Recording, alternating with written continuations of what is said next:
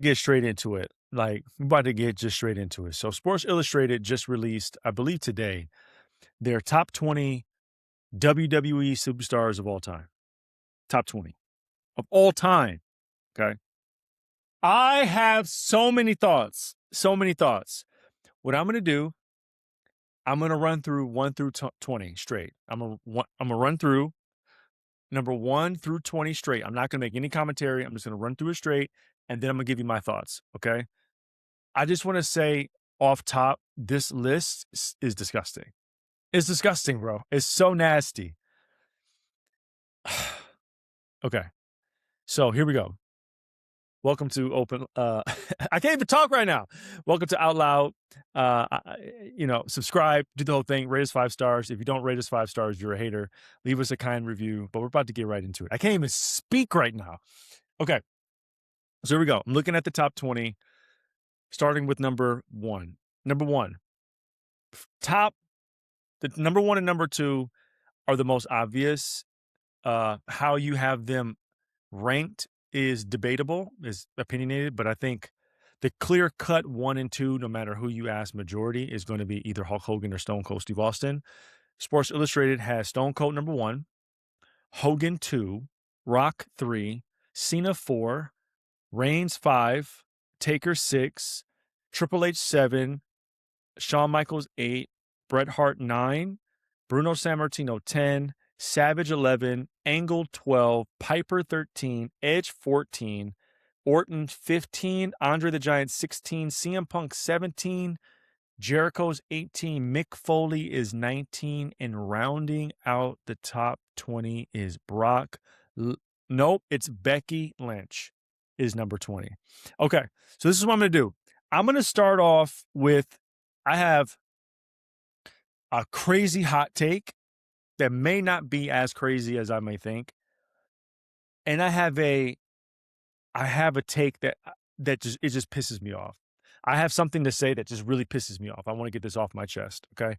If you're not watching this right now, I highly recommend that you watch this on YouTube so you can see the frustration and the anger in my face, because I'm really pissed off right now with this.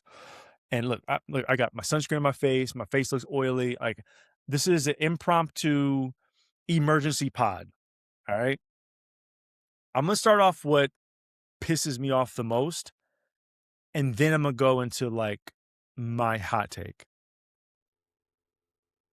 The narrative, the freaking narrative that Triple H is better than Shawn Michaels has gotten out of hand. Out of hand. What are we doing? What is this? And this isn't the first list that I've seen Triple H being above Shawn Michaels. Let's not even focus on the fact that HBK is 8. Okay? Like, he's 8, which means he's closer to 10 than he is to 5.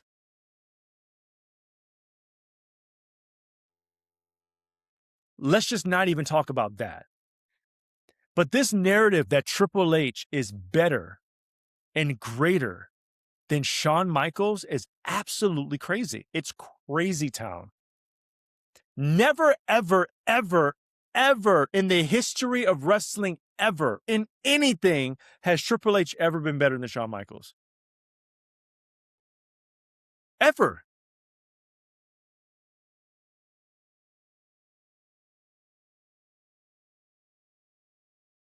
Shawn Michaels' career, if he never did DX, never,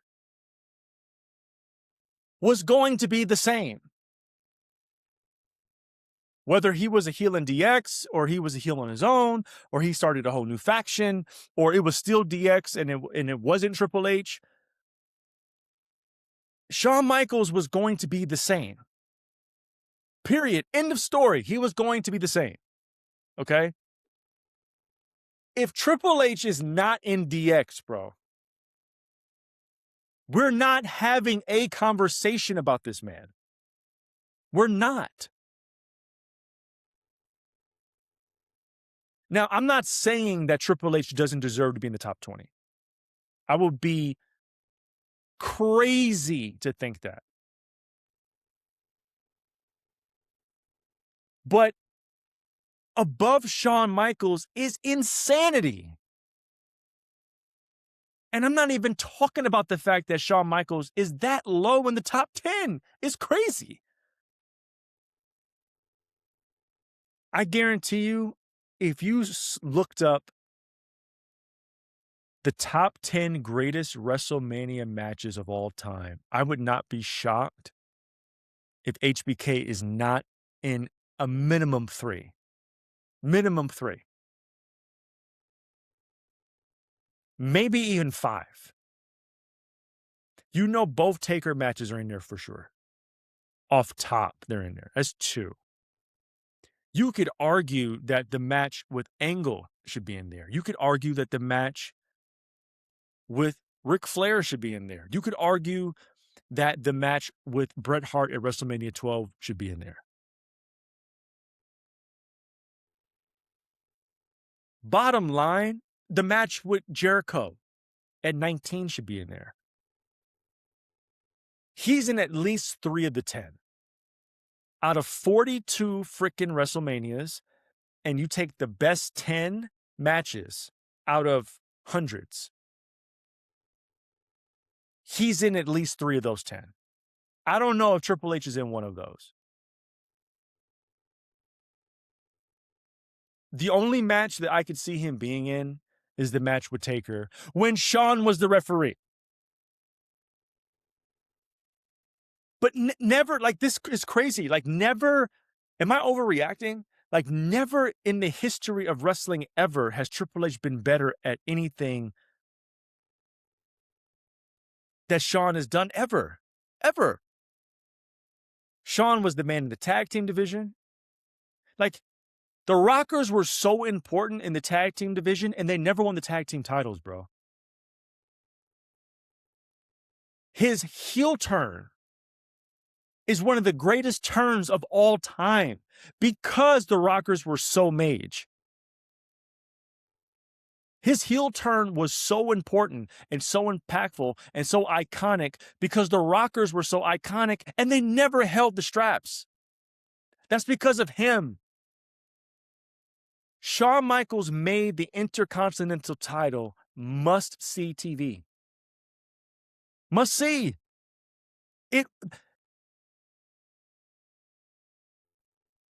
Whenever he defended the IC title on pay-per-view, it was the best match on the card. Then he wins the championship. Not to mention, his back-to-back Royal Rumble wins are iconic to the point that the 1995 win where he's hanging from the ropes and pulls himself over and pushes British Bulldog over the top rope, that hanging from the rope and pulling over is copied year in and year out.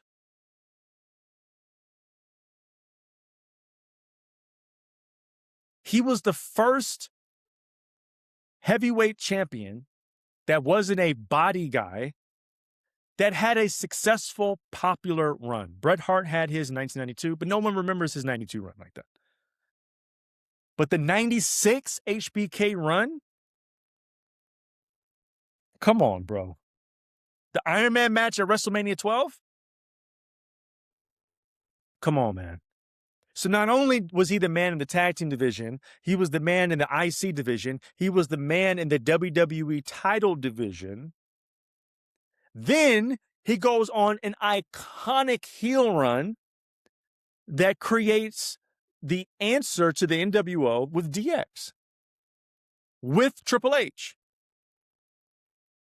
Before all of that, Triple H wasn't sniffing the main event card at all.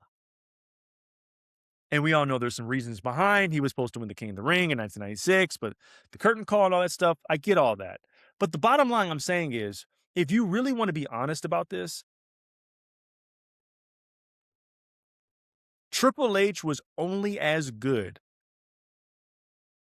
as the factions that he was associated with. Okay? DX, the corporation, Evolution. He is side by side with arguably the greatest professional wrestler of all time, Shawn Michaels, with DX.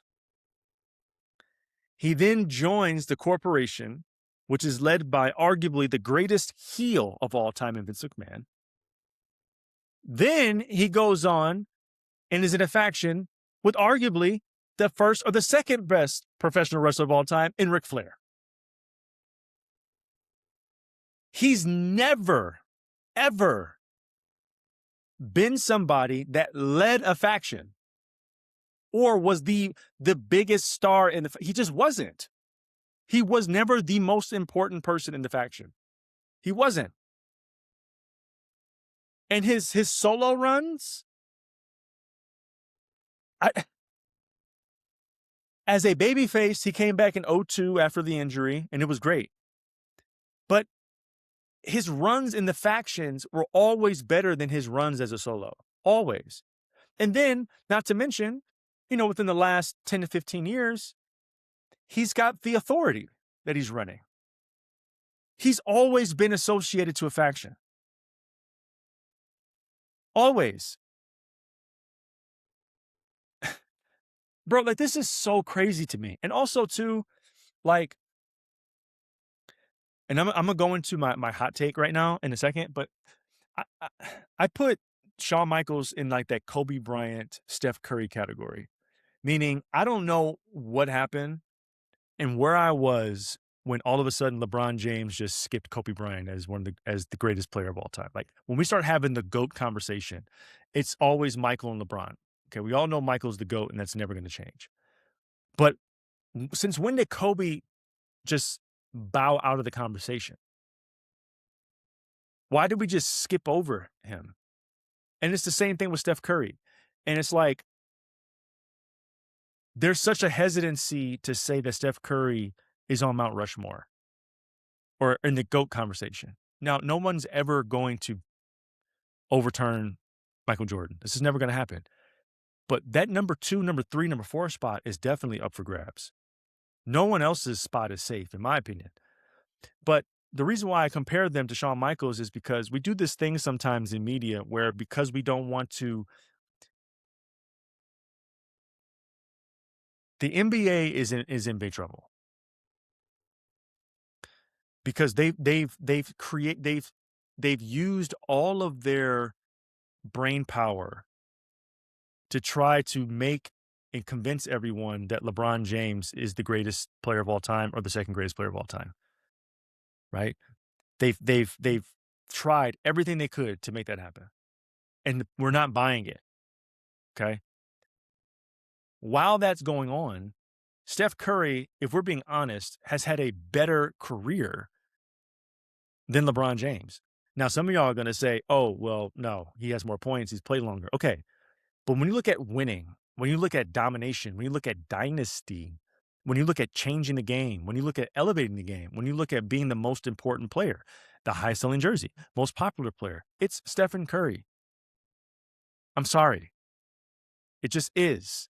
But the league doesn't want to say it because if they say it, it's going to hurt the narrative that LeBron is not better than Mike or not next to Mike. They're not going to say it because they can't contradict themselves. They won't do it. And so they're going to keep telling you that LeBron James is 41 years old. They're going to keep telling you that he's in year 22 or 23 or whatever. They're going to keep giving you these stats that he's the first player ever in their 40s to score 15 points in 15 minutes. They're going to keep giving you these stats because they have to double down on the fact they spent all this energy trying to prove that the league has been in good hands since Jordan retired, and it's not true. It's not. The most views of the finals was when the Warriors were winning, not when LeBron was in the finals. Yeah, LeBron played Steph, right? But all those other times that LeBron was in the finals in Miami and in Cleveland, it failed in comparison to when Steph was in the championship. That's just facts. Now, why am I bringing this up with Shawn Michaels? Is because they won't say that Steph Curry is the best player of his generation. Because they won't say he's on Mount Rushmore, they have to say he's the greatest shooter God ever created. He's the greatest shooter of all time, which has become almost disrespectful at this point because it's clearly he's the greatest shooter of all time, but he's much bigger than that.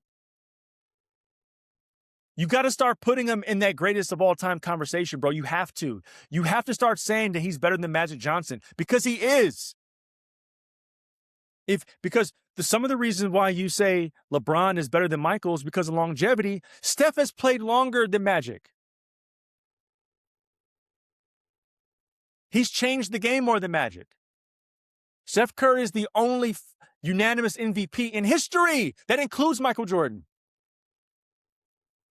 So it's the same thing with Shawn Michaels when we don't want to say that he's the greatest ever, right? Because he's not a body guy. And for whatever reasons you want to say, so we say he's the greatest worker of all time. But see, when we start saying stuff like that, we get dumbass lists like this, where Shawn Michaels is number 8 and Triple H is number 7. That's what happens when narratives run the industry. And that leads me to my hottest take. Roman Reigns is not top 5, bro. We got to stop this. I acknowledge my tribal chief. I acknowledge that the Bloodline storyline has been the best storyline in a quarter of a century. I'm with you with that. But if you're going to be on Mount Rushmore or in the top 5, damn near, I would say just the top 10, period. You cannot be just average on the mic. You can't. You can't. When I look at this list and I picture Roman Reigns in the ring with these guys, and it's just Roman. There's no Paul Heyman. There's no Bloodline. There's no aura. There's no Olafala. There's no title. It's just Roman Reigns and these individuals in the ring on the mic. Austin is going to eat him up. Hogan would eat him up. Rock would eat him up. Cena already ate him up, would do it again. Taker, eat him up. Triple H would do it. Shawn would do it. Bret, heel Bret, maybe. Savage, eat him up. Like, and we've already seen CM Punk do that. But if you're going to be in the top 5, you have to be elite at everything. Now, some of you are going to say, well, Hogan wasn't a good worker. Hogan's work rate was in alignment with his character. He didn't need to do all the stuff that all these other guys did. That wasn't his character. But the work that he did within the framework of his character was elite. He made you believe, right? And to be honest, I get Austin being number 1. I am not saying he shouldn't be. But if we're being honest, the only person on this list that was the number 1 babyface in all of professional wrestling and the number 1 heel in all professional wrestling is Hulk Hogan. And the only person to be the most important person in one company and the most important person in another company is Hulk Hogan. The only person to change the industry as a babyface and to change the industry as a heel is Hulk Hogan. Now, you can say whatever you want about his personal life. I'm talking about Hulk Hogan. I'm not talking about Terry. But if we're going to call a spade, the only person on this list that changed the industry as a top babyface and a top heel is Hogan. By the way, being 2 completely different characters. When you look at Stone Cold Steve Austin as a heel, his heel and his babyface are the same person. Music was the same. Outfit was the same. Entrance was the same. Moveset was the same. It's the same. The Rock as a heel is the exact same person as The Rock as a babyface. Music was the same. Gear was the same. Entrance was the same. Cena as a babyface and the heel, exact same person. Hogan literally had to change everything about his character. He got rid of the red and yellow. He got different music. He spray painted his beard. His movesets changed a little. He had to completely rebrand himself. He went from being the American hero to Hollywood Hogan. Name another person on this list that changed the industry and lifted a company to new heights as a heel. Now, some of you are going to say Roman Reigns. Not knocking that, but let's keep it a buck, okay? Roman Reigns as a babyface did not do that. Roman Reigns in the Bloodline. Was he doing the majority of his promos? No. He has the greatest talker in all pro wrestling doing that in Paul Heyman. I've always said, I love Roman Reigns. The dude can work his ass off. He can sell with the best of them. When he gets in the ring, it's money. When he comes out into the ramp, it's money. But when it's time to sell a match, when it's time to talk, when it's time to have conviction, he doesn't do that. And I'm going to tell you something that happened that really solidified this to me. When The Rock came back 2 years ago and entered himself into the story, immediately, when they were standing next to each other, you knew who was the top dog and who wasn't.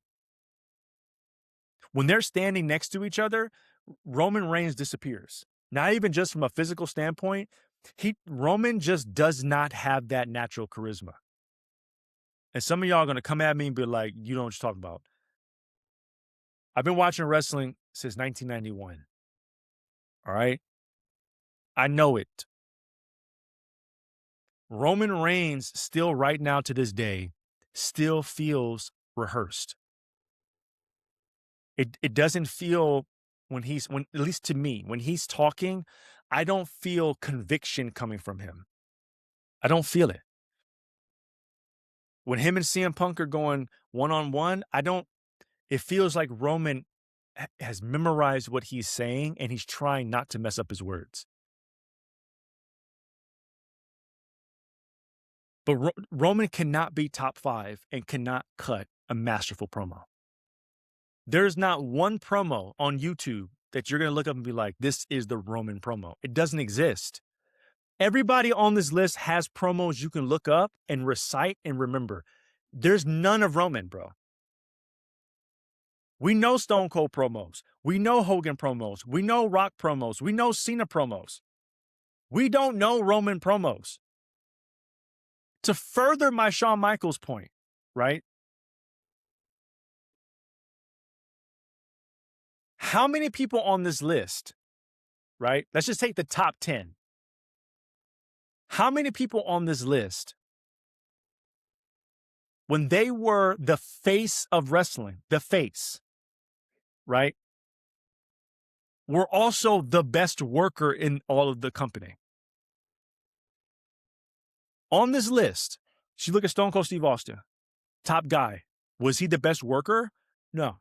Hogan, top guy. Was he the best worker? No. Rock, top guy. Was he the best worker? No. Cena, no. Roman Reigns, no. Taker, no. Triple H, no. Michael, yes. Not only was he the biggest star in the company, but he also was the best worker. Do you know how rare that is? To be the most popular and the best wrestler? To move the most merch and have the best moves? Like, Shawn Michaels was pop culture, bro. Pop culture. The music, the entrance, the dancing, the sweet chin music. Everybody was doing sweet chin music at Recess. What are you talking about? How is he number 8 and how is Roman number 5? Now, I think Roman's top 20 for sure. Where he falls, I need some time to think. This is instant reaction. But the point that I'm making is this list does not make any sense to me. And I'm gonna do it. Maybe I'll do something on my social media where I really break down this list and I go up and down with it. But I just wanted to talk about Shawn Michaels being behind Triple H makes no sense. Him not being the top 5 is crazy. And Roman Reigns is not top 5. He's just not.